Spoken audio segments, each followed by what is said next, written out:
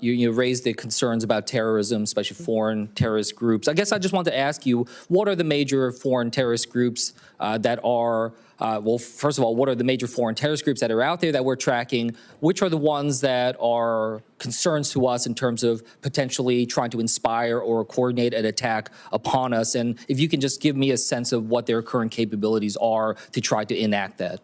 Well, I think we face a lot of threats, Senator, and since I'm not in the role today, I shouldn't get into specifics with you, but I think you can at least get into specifics about what organizations that are out there. Yes, so I just wanted to get a sense of your knowledge of the organizations. All the traditional terrorist organizations that have always threatened the United States, but I would also say, Hamas, ISIS, continuing down that path of those terrorist organizations, but we'll continue to also focus, though, not just on those, but also the cartels, their partnership with the Chinese, and what they are doing. Listen, I've told people for years, for over 30 years, I've worked on national policy, on food policy, on agriculture policy, and I've seen the Chinese agenda to infiltrate our country, control our food supply chain, but also their manipulation of their currency and stealing our IP.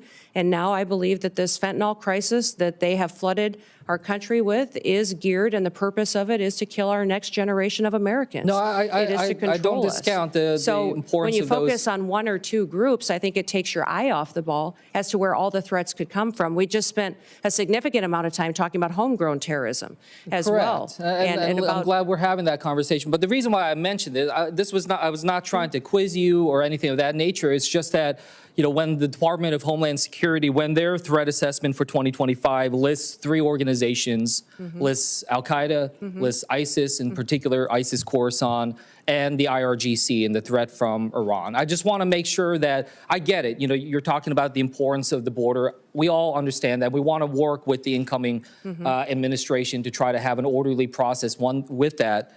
But I just want to make sure that in particular DHS, the primary mission, you know, if we look at the founding legislation, the primary mission, the very first mission is prevent terrorist attacks within the United States and do everything we can to minimize that type of threat. So, yes, I do think it's important for us to focus in on 1, 2, or 3, or just wherever these terrorist groups are at.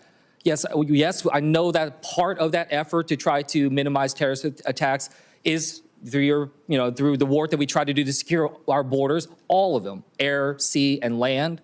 But the primary mission still is about preventing terrorism, not just the border security. That's a tool to be able to accomplish that.